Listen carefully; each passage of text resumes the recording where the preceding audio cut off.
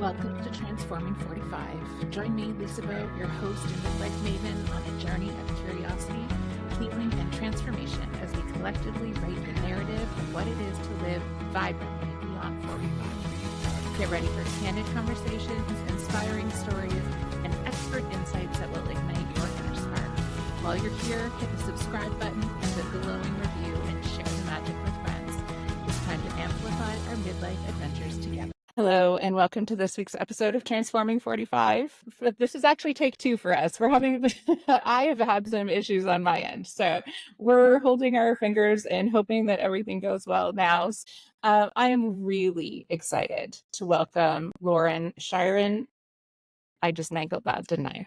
Chiren. Lauren Chiren is a menopause coach, corporate trainer, and founder of Women of a Certain Stage. Lauren has rolled out her own set of training programs to encourage corporations, companies, and individuals to become menopause coaches so that workplaces are better equipped to support women going through menopause. This is such an important conversation. I am so glad that you are here. My story is your story in so many ways. And just before I ask the first question, I wanted to tell this story because in the fall, I had finished my own coaching training, my own menopause coaching training. And at just about the same time, the Menopause Foundation of Canada had released a report about menopause at work in Canada. I'm sure you're familiar with it. And as I was reading through, and this had come as well as I was working through my training, but I realized how much I had been impacted by perimenopause in the few years at the end of my career before I made the choice to leave. And so all of this information was coalescing. And one morning I woke up and I thought, this is what I need to do. A business that supports businesses to create menopause-empowered workplaces, and it needs to happen through professional learning, policy, and ongoing coaching. I was like, I wonder what else is out there in the world that's doing this. So I Googled, and you were the first person who came up. Your website was the first thing that came up. And I was like, look, there it is. That you are doing everything that I had just started to think about. And so when your name popped up in my email, I was a little overwhelmed of like, well, look at that. I have wanted to have a conversation with her since the moment I knew that she was a person doing this in the world. So I am feeling very grateful to have you here today. So welcome to the show. Thank you. I'm just so excited to chat to you because I think we need more of us out there in the world doing this work. So, we can only collaborate, support each other, and get as many people as possible out into the world to open people's eyes to the fact that you can successfully navigate menopause. And it's just lack of education and support, right? Absolutely. Yes. So let's start at the beginning, Lauren. Who are you and how did life introduce you to this version? Well, I think that everything was aligned, and the day that I sat in my doctor's office in my early 40s, thinking that I was going to be told how severe my early onset dementia was, having had bloods, having left my job, being a sole parent to a child with lifelong medical needs, thinking I was going to have to train someone to bring him up and find a home to look after me and just rock in the corner, be looked after. And he turned around and said to me, "To be sure, Lauren, you've just been through the menopause." I was the happiest menopausal woman in the UK. And that was the moment that I was like, oh my gosh, how on earth, with my background, which I'll tell you about in a minute, but with my background, how did I not know that I'd been through menopause? And it turns out I'd basically had my son at 37 and went straight into menopause. Right. Yeah. And that is becoming a more common story, I think. And shining a light on it is so important because, like you and like me, so many of us experience and don't even know what's happening. Right? The number of women who I've had come through my space in the same place of, I think I have early onset dementia. And they come in terrified and afraid. And we deserve to know what is happening in our bodies so that we don't have to go through that fear of what is happening to me and what is the rest of my life going to look like. Right. 100% agree. I mean, can you imagine sending our daughters off to school and then coming home and saying they started bleeding and they didn't know what it was all about. I mean, can you just imagine that?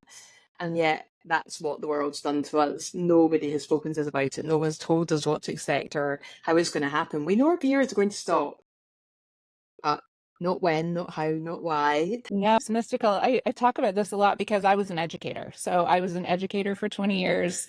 The last decade of my career as a coach, and provided professional development for other educators. So I knew the curriculum from top to bottom, like K to 12. And so this is something that I talk about a lot, and that is growth and development. Like you said, we talk about puberty, we talk about those changes. And even I remember being in grade 11 or 12 and being in that human development section, and my teacher just saying, "Oh, and eventually there's menopause and your period stops." And we all thought, "Okay, great. Well, we'll look forward to that day." And there was not any other context. There was not any other learning. It was just this sort of mythical, and then one day it stops. And that is not how our bodies work. Nope. What did you have? Were there any symptoms that you noticed that you thought, I wonder if this is something else? Or was it so out of your mind that it was really the doctor telling you? I literally had been offered a termination at my 6-month scan with my baby, and my partner left. So I had to make a decision as a senior leader in financial services. I had to decide whether I was carrying on with this pregnancy on my own because my partner left. And if this baby turned out to actually go full term and be as ill as the hospital thought, then the chances were he was going to need 24/7 care. So my entire life was consumed with holding down my job to pay the bills and getting through this pregnancy, believing I wasn't going to have a baby, believing that this baby was not going to go to term, that I would lose it at some point. And when he did arrive, albeit a month early, and was in NICUs and neonatal intensive care. And then I was just focused 100% on sleeping in hospital, going to work, sleeping in hospital, going to work, bringing him home, taking him back to hospital, going to work.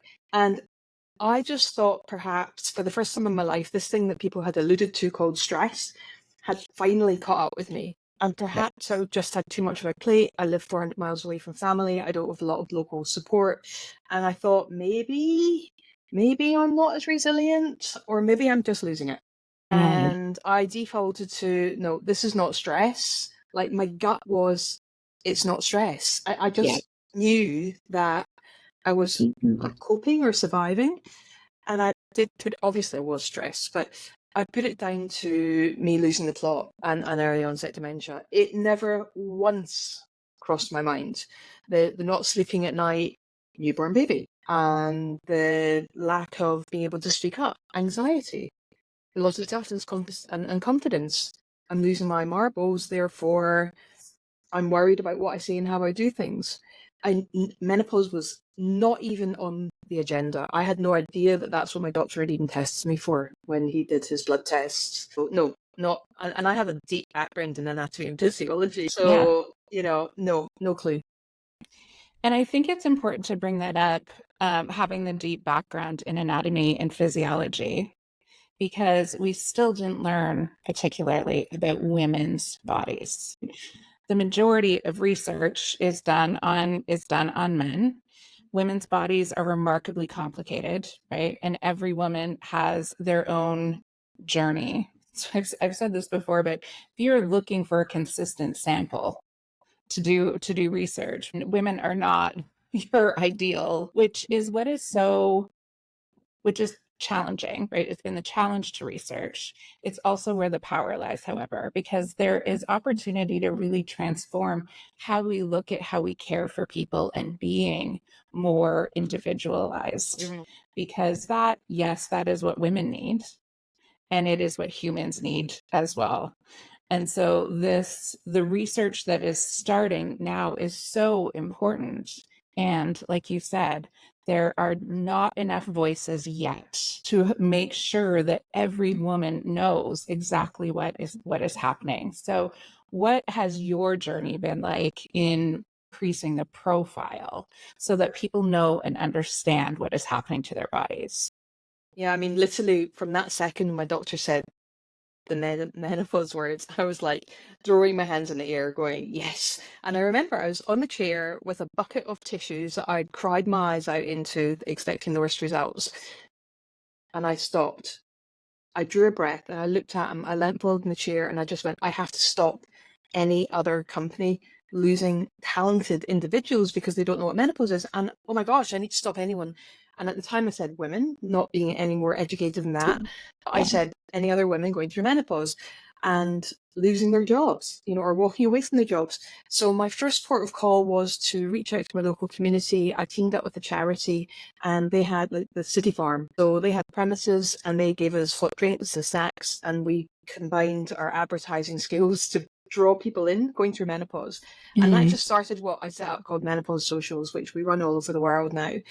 And it just enables people to have a voice and realize they're not alone. There's no selling, there's no formal education. It's just people sharing their stories and supporting each other.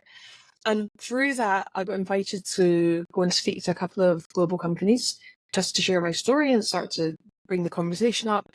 One thing led to another. And before I knew it, I was rapidly studying everything I could get my hands on menopause and going into companies and talking about my story. And then we started looking at, okay, what does the colleague journey look like? So how do we look at job design and person spec? How do we advertise for people to come on board? What does the onboarding and recruitment process look like? What's that entire colleague journey? And what are the touch points where menopause could impact it, or it could impact menopause? Because we realized that work influences your menopause journey and your menopause journey influences work. Then from there, everything just took off. And then started to speak out in the press and collaborating with a lot of experts around the world. That's when I realized how little we knew. And like you've just said, it's really shocking that women have really only been brought into the fold in the last 20 or 30 years. And again, that depends what part of the world you're in. So yeah, I've literally traveled all over the world doing talks, doing training, speaking to the media, speaking to the UK government, the US government, and basically just taking any opportunities. So that's why I'm really grateful to chat with you today, just to get our collective voices out there to make a difference, because everyone's journey is unique and we need to really open people's minds up to the fact that this is just another natural step, another natural stage for most people.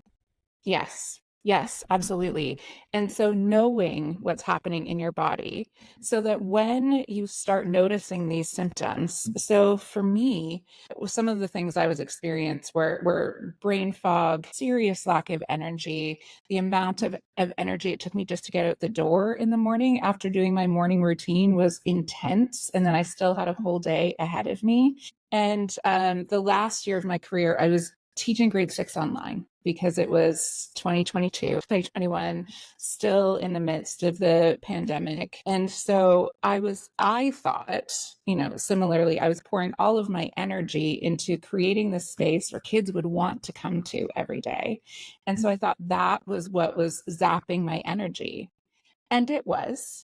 And there also was the underlying factor of perimenopause that I didn't even know. And the other thing was, things that used to cause mild irritation would send me into an absolute rage, a rage that would last for days. And it was all of those things where I thought, I am done in this career. Like, I clearly can no longer make a difference. I am not doing myself any favors in staying in this space. And so after 20 years of a career that I had loved for a very long time, the last few years were very hard, but I walked away. And I see women doing that. And like you said, we are tremendous assets to companies at this point in time, right? The institutional knowledge that we hold, the experience, the way that we know how to navigate relationships that have grown over years, the amount of professional development that has been in, like, what I think about that all the time, the amount of professional development dollars that were invested into me. And I have taken those and I've created a new world for myself, which is exciting. And What are the things that you start putting in places with corporations and businesses and organizations so that women can make an informed choice? Because sometimes starting a new life is what's right. That's what was right for me. And I would like to have been able to have made a fully informed choice. Yeah, our journeys are very similar, very similar. I think it depends what type of company I'm working with. It depends what type of industry they are. It depends whether they're local, national, or global, and what their appetite for real change is. But the majority of the companies I work with are national and global. They have an aspiration to have at least 35% of women on boards over the next 12 months or so. And most of them have quite a lot of work to do to get there. So, as you know, we have a massive amount of women in the entry level to mid level roles, and then we have a gap, and then we have a sprinkling of women in senior leadership positions. So, it's that pipeline. It's Yeah. really genuinely looking at where the touch points are with everything from menstruation right the way through to menopause, and having organizations look at the built environment. So, is the structure of the building actually fit for purpose for someone who menstruates, goes through pregnancy, miscarriage, and then goes through menopause? Is there an opportunity for people to have a change of clothes or somewhere to freshen up? If they're in a frontline role, what does that look like? How can they create that space for themselves if they need to take a break or they have a flood or something similar to that? And then, coming from education as well, when you're in a classroom with a lot of young children, you can't just walk out the class and leave them there. Yeah. So we have to start getting creative about solutions. So when I'm working with organizations, there will be some that are at the point of, we'll do a lunch and learn. And they'll have you in for an hour, you do a menopause awareness session, and that's their appetite right now, but it's plants a seed. And then there are those that are working and investing to work together for 2, 3, 4 years, and we're on a journey. And it's literally looking at the entire colleague journey. Sometimes we're even looking at sometimes we're looking at their customer journey as well, and just making sure that that's fit for purpose. And there's lots of different ways that we can tackle that. So we might do bite-sized learning modules. I run a free menopause basics course every 2 months. We take about 19, 20,000 people through that every year. And that's suitable for partners, for managers, for everybody. Children, it's suitable for anyone to learn about menopause. And then we have other free programs we run because not all organizations are ready to invest. Right. So then we have our manager training. We have become a menopause champion, become a menopause mentor, and become a menopause coach certifications. So we can have specialists in organizations or supporting organizations like we do. Really, it just depends on where they're at. I was involved with creating, we call them standards. So the British Standards Institute created the BSI standard into menstruation, menstrual health and menopause, which I sat in the committee for last year. That's now going to become an international standard because it's been downloaded in over 80 countries around the world. It's free, so everyone can just go into the BSI website and download it in exchange for their email and their name given to the BSI. No benefit to me. And really, that's just a really good document that can help any company of any size think about what is pertinent to them, what's going to fit with their culture, meet them at a diversity and inclusion, a well-being, a people focused point of view. And it does vary. It's just, I think I see a lot of companies way out and doing very off-the-shelf stuff, and it doesn't land in the same way. So I think about doing an employee engagement survey, thinking about asking the front line, what do they want to see? Because you're going to hear different things, from factory workers, then you're going to hear from nurses, and you're going to hear from an office worker. So it's just having that flexibility and thinking about what's going to be really good for that culture, and making sure you're using appropriate language around the world as well, so that you're culturally sensitive and you're being inclusive and being mindful of our transgender, non-binary and gender questioning communities as well. Yeah. So, yeah. Yeah, absolutely. I'm really glad that you brought that up, that just like every woman is so different, every human is so different, every workplace is so different, and really making space for people to have their voices heard, right? Because that is part of the healing process. When you have been feeling oppressed in a workplace, when you've been feeling unsupported in a workplace, being able to express how you feel and look to the leadership of your organization who is now giving you this opportunity.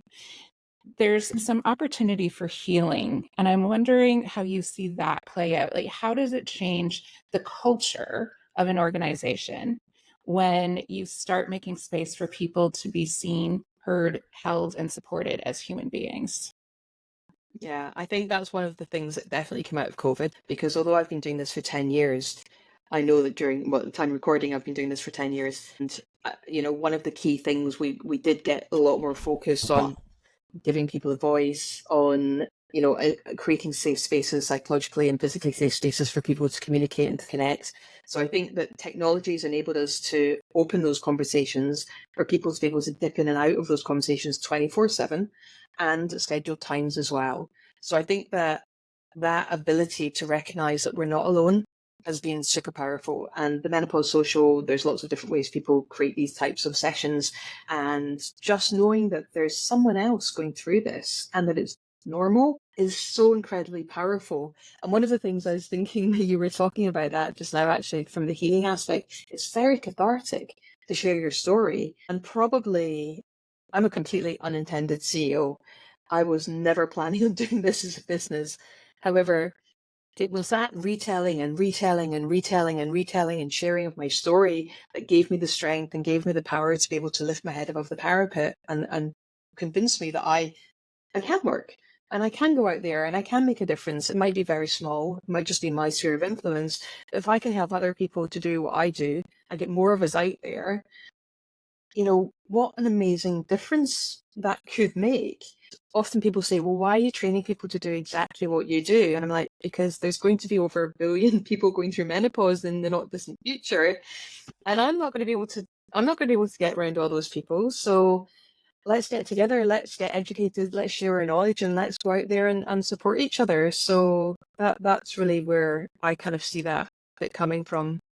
Yeah, absolutely. And it's a very feminine form of leadership, right? When we look at power with, I talk about this power dynamic all the time, right? There's power over, there's power to, and there's power with. And when we are creating power with communities, it lifts up not only those who are leading the work, but it lifts up everybody who's having that experience as well. And yeah, with over 1 billion women experiencing this in the next generation, there is room for everyone, right? The other beautiful thing is that, as we've said multiple times, every woman is different and brings a different lens. Every person who experiences any form of transition and shift can bring their own lens and experience to us, which only enriches the learning, right? And brings more people into this more compassionate, empathetic way of seeing each other, working and moving forward. Yeah, yeah. And it's really interesting because most of the people I tend to attract to work with me and who train to do this type of work come from very masculine energy and come from very masculine, male-dominated workplaces and environments. They've done male-dominated sports. They've been very focused on STEM or tech-type subjects or financial services or law. And that was me. The concept of using my femininity or even tapping into my femininity, that I didn't even know what that was 10 years ago. So it's like literally going from competitive to collaborative. And my goodness, what a pressure that takes off of you when you can remove that mask. It's just the most powerful, beautiful thing in the world. Yes, yes, it is. And it's one of the things that I love about this phase of life. And it's one of the really exciting things about perimenopause and menopause and this transition is that we get to embrace that now. We've had the lived reality, we've had the experience that we bring with us, that we can see, no, there's room for all of us. And there is a lot of narrative that needs to be written about what it is to be a person living through this transition. Yeah. And what I was thinking about also while you were speaking is how do you make that space comfortable to bring men into the conversation? Because as we know, men often, because of where we lose women across the spectrum, there, like you said, there's a sprinkling of women who are in senior leadership positions. So these are conversations that need to be had with men and across the gender binary spectrum. So how do you make those spaces comfortable for masculine, let's say masculine energy to enter into those conversations? It's really fascinating because I have not had any pushback. And one of the things that I noticed very, very early on was I remember going to a business networking event at 8 o'clock in the morning, the time when most women are struggling to get everything done and get the children to school. And I know I'm being stereotypical, but over 75% of these roles still fall to women. And I was at this networking event having paid a nanny to take my son to school so I could be there. And I was pretty much the only woman. I was wearing a navy, very smart suit, the highest of heels, the hair, the nails, the makeup, everything was perfect. I had my corporate mask on at this networking event. I remember walking up to men and kind of my head was bowed down. I'd kind of shrugged my shoulders a little bit. I'd reach out my hand and I'd kind of gradually, maybe quickly make eye contact with them and say, "Hi, I'm Lauren Chiren. I help people through menopause at work." And you could see them physically back off from me. Yeah. I was like, oh my gosh, this is going to be really hard. How am I going to make a difference? And then I had an opportunity not long after that to speak at quite a large event with over 1,000 people in the audience. And I don't know what it was. I got on that stage with the adrenaline flying through my veins 100 miles an hour. I remember standing there, breathing in, breathing out, looking right across the whole audience. And as I stepped forward and started my talk, it was like I'd claimed my power. And in that moment, I had my head held high. I looked directly at different people in the audience. And the way I introduced myself was, "I'm Lauren Chiren. I'm CEO and founder of Women of Certain Stage. And I'm here to help you support others through menopause." And I recognized in that minute and with the feedback afterwards that it was my positioning that enabled other people to feel comfortable. So the minute I felt comfortable, I felt confident, and I was at ease, I was then giving that off to other people. And that was a massive lesson for me about the presence that we bring and the power with a small p, but the power that we can create for others and in ourselves just by our positioning.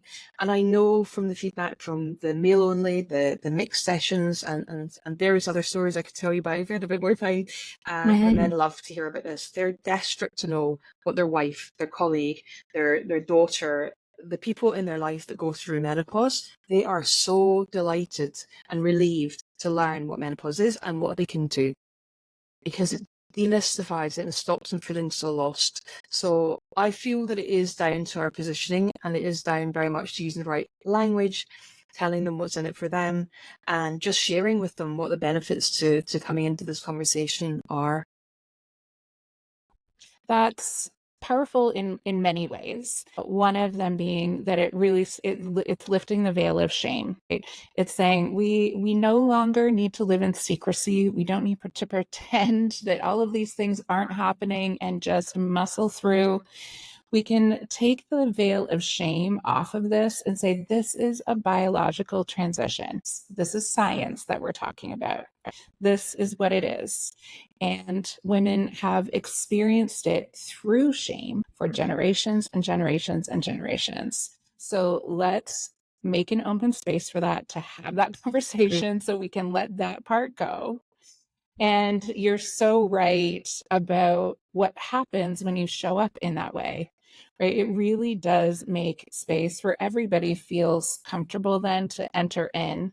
And one of the communication structures that I use, it actually comes out of the Ontario kindergarten curriculum, as most things do.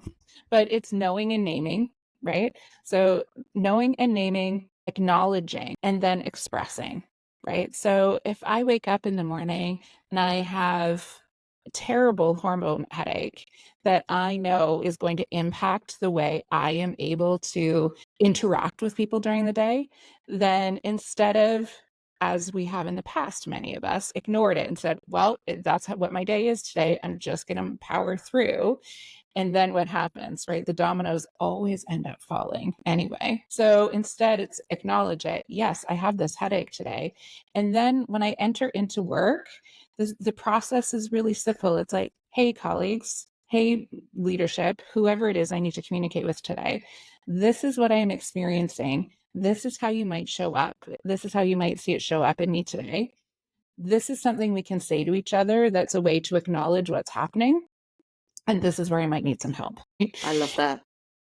Yeah, yeah, kindergarten is where all good things come from. And it again, it opens up that space. Yes, we are coming at it from a lens of women who are experiencing menopause, perimenopause, and that's a structure that everybody can use. Yeah. One of the other things I wanted to talk to you about was I'm in Canada. And so their legislation in this area is essentially non-existent. And I was wondering how that developed in the UK, because the UK is significantly further down the road than we are at this point. No, not really. I'm okay, let's talk about that. So tell me about this process.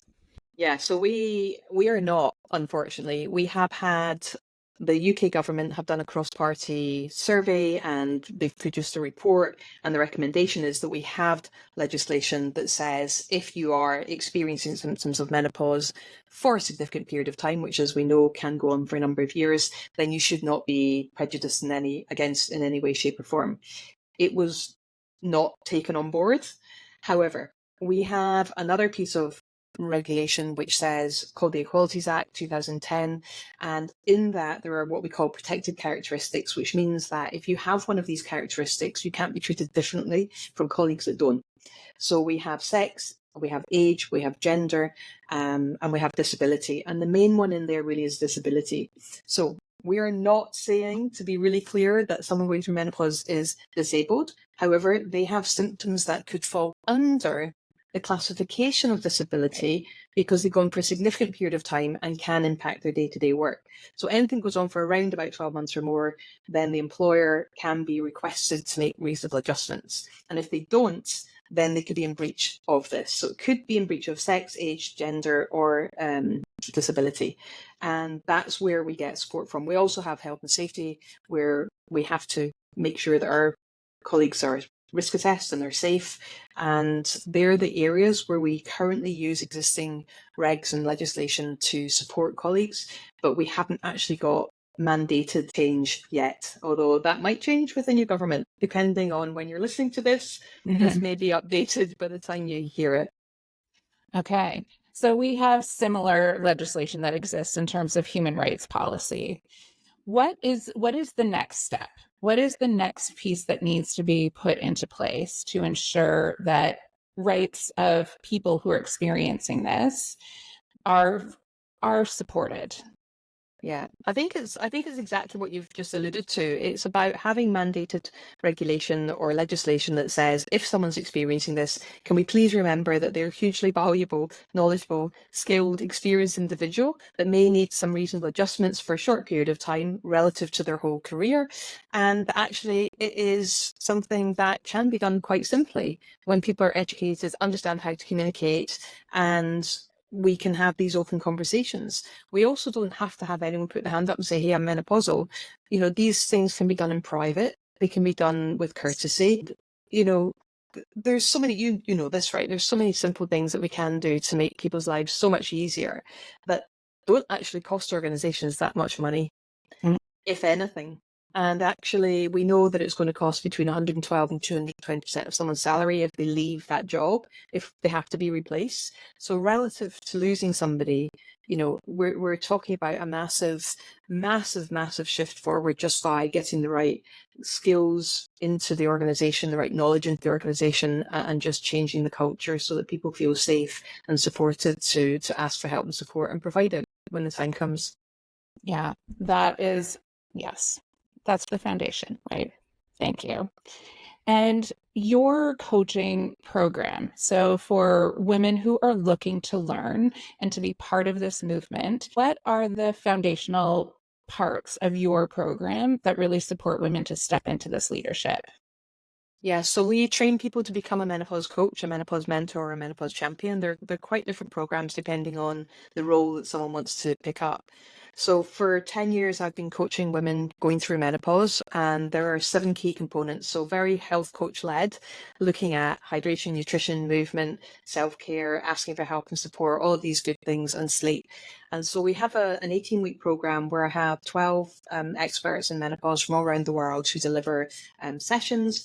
We first of all look at hormones. Obviously, we look at menstruation all the way through to menopause. We do, we touch lightly on endocrinology. We look at the anatomy and physiology, and we look at what's actually happening. And therefore, people can start to understand our body systems and why we actually can experience these symptoms. Then we move into a module on coaching skills and listening skills, and we differentiate between mentoring, coaching, and educating because they're very different modalities. And I'm very keen that our coaches are never advising anybody. They're not telling anyone what to do. So they're staying very firmly in that coaching space. And then I take them through a 7-week version of my signature program. So it's called the Menopause Plan. They all go through it. Then they take each other through it. And then they take 2 practice clients through it. So they have to be really confident and competent to deliver that program by the time they're finished. Then we go look at the mind-body connection. We look at different modalities and different ways of supporting people like emotional freedom technique, mindfulness, meditation, journaling, those types of things. And we have other experts that come in and talk about confidence and all of that good stuff. Then we go back through the menopause plan. We look at the research. We look at the studies that have gone on behind that and why it's delivered in the format that it is, and all the reference material, and so that people can really get to understand more about where the research is coming from and what the gaps are with what we still need to do, like we said earlier. Yeah. So then we rack up with a session with a couple of other people who come in and talk about heart-led sales, and we look very much at the bringing someone on a buying journey. I believe that we have a gift to offer people who need that support, and we're not there to sell it. We're just there to share with people our knowledge, and if they feel the time is right, then they'll come with us, and we'll be able to work together. And I have people who are phenomenally successful at that, who come in from a very heart-led, centered place, and then when people finish, they have another 12 months ongoing support, which is very active support, another 4 90-minute training sessions every quarter, because I really believe that there are too many qualifications out there that you get the bit of paper and then it's like, see ya. So I want to make sure that the cohorts stay together, they've got that global community, and that they've got plenty of space to ask their questions about, what about this, and this client said that, and how to position whatever it is that comes up for them. And it's, it's the highlight of my week on a Friday afternoon UK time. It will be morning for Canada. And I just adore those 2 hours every week. It's just such fun. And watching people coming out of their shell, making their own transformation, with work, seeing it working in their practice clients and on each other. It's just magical. I love it. Yeah. And that is the power of women working together in community, right? Supporting each other and making space for each other, and doing that self-leadership as well as community leadership work, which is exactly what we need to do at this juncture in time to make sure that no woman has to feel like they need to walk away from a career if they don't want to. Absolutely. Well, Lauren, thank you so much for being here today. This has been a really important conversation, and I really hope that everybody who listens, all of Lauren's contact information will be in the show notes. Make that connection if you feel drawn to being part of this movement, because it is a movement. This is a really well-researched, well-grounded place to do some learning and develop your own leadership. So, Lauren, thank you so much for being here today. Thank you, Lisa. So great.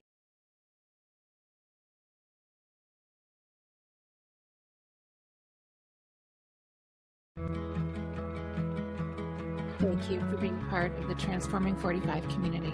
Your support means the world to us.